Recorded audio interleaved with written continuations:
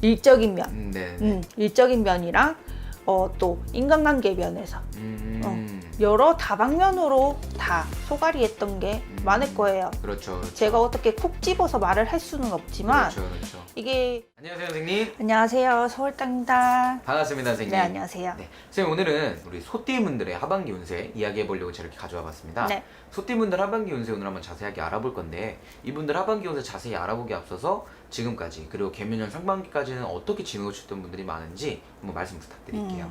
우리 소띠분들은 상반기에 이사, 이직 이거를 좀 많이 했을 거예요. 그래서 또 자기가 우리 소띠분들이 자기 마음대로 내가 먼저 앞서 나가려다가 네. 자빠진 경우도 많았을 거고, 사람으로 인해서 풍파를 겪거나 배신, 그리고 열심히 살아도 채워지지 않았던 게 좀 많았을 거예요. 네네네. 그러면 선생님 보실 때 우리 소띠분들 조금 초년에 고생을 많이 하시거나 아니면은 좀 어떻게 보면은 책임을 지고 사는 그런 삶을 사셨던 분들이 많을까요? 그렇죠. 우리 소띠분들은 평생을 일을 하고 사셔야 되는 분들이 좀 많아요. 초년에도 있었겠지만 중년, 하반기 이렇게 해서 또 이렇게 가다 보면은 일을 하지 않고서는 못 사는. 그럼 그게 본인이 일을 좋아해서 하는 것도 있겠지만 일을 안 해선 안 되는, 그러니까 누구를 뭐 책임을 져야 된다거나 그래서 일을 하시는 분들도 많을까요? 그런 현실이 좀 많죠. 본인이 원해서 하시는 분들은 진짜 손에 꼽을 거예요.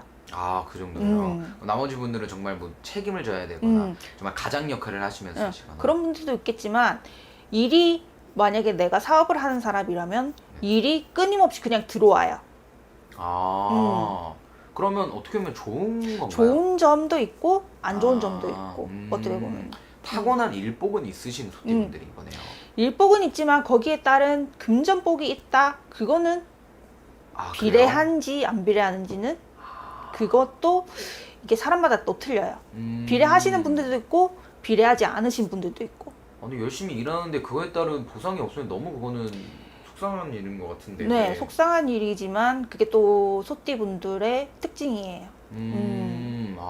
그러면 우리 소띠분들 지금까지 선생님 보실 때 뭐 예를 들어 100의 일을 했으면은 그 100만큼의 보상을 못 얻었던 분들이 많은 걸로 보이시는 거죠? 조금 한 70%?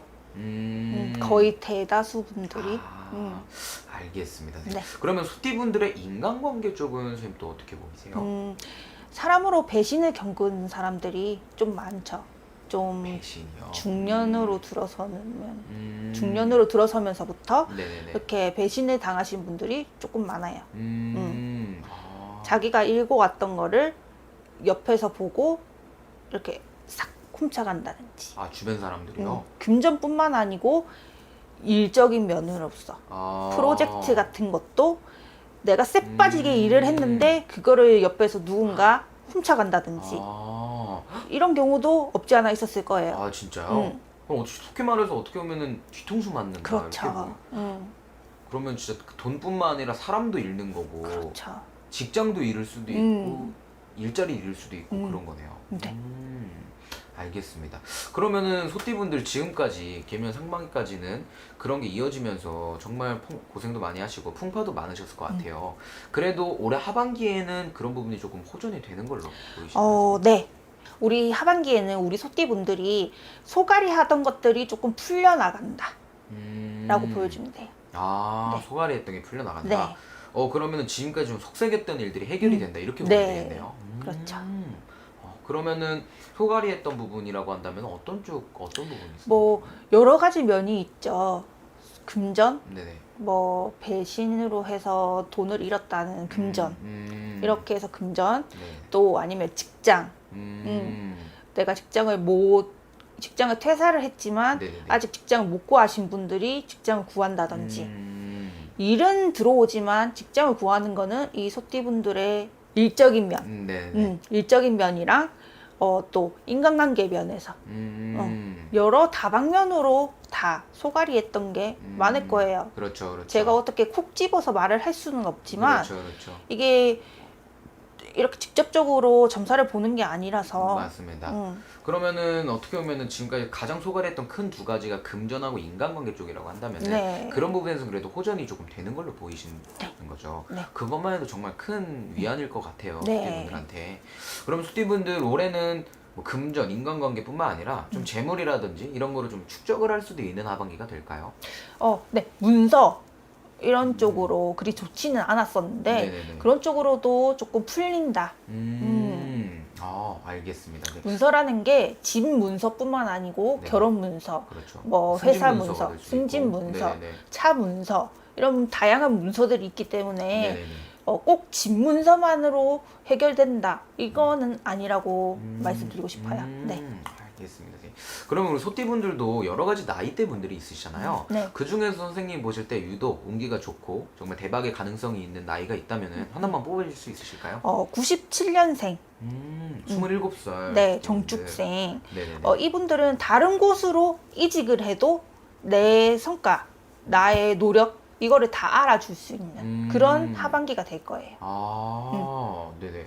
지금 있는 직장뿐만 아니고 다른 곳으로 이직을 해도 그렇지만 인내심과 끈기 이거는 있어야겠죠. 다른 곳으로 이동을 했을 때. 그러면 우리 97년 소띠분들은 올해 좀 새로운 곳으로 이동이거나 새로운 도전을 했을 때 성공할 확률이 높다. 네. 이렇게 보이시는 거예요? 네. 그리고 시험운도 있어요. 그럼 당연히 합격운도 있으실 거고. 네.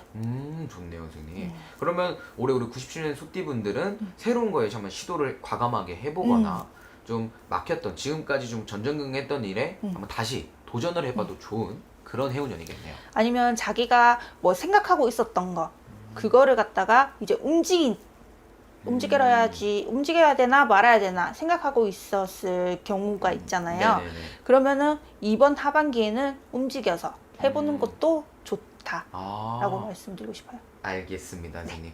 그래서 오늘은 이렇게 소띠분들의 하반기 운세 간략하게 이야기를 해보았고 소띠분들 오늘 영상을 보시고 정말 지금까지 고생 많으셨던 것만큼 꼭 힘내셔서 대박나는 하반기 보내셨으면 좋겠습니다.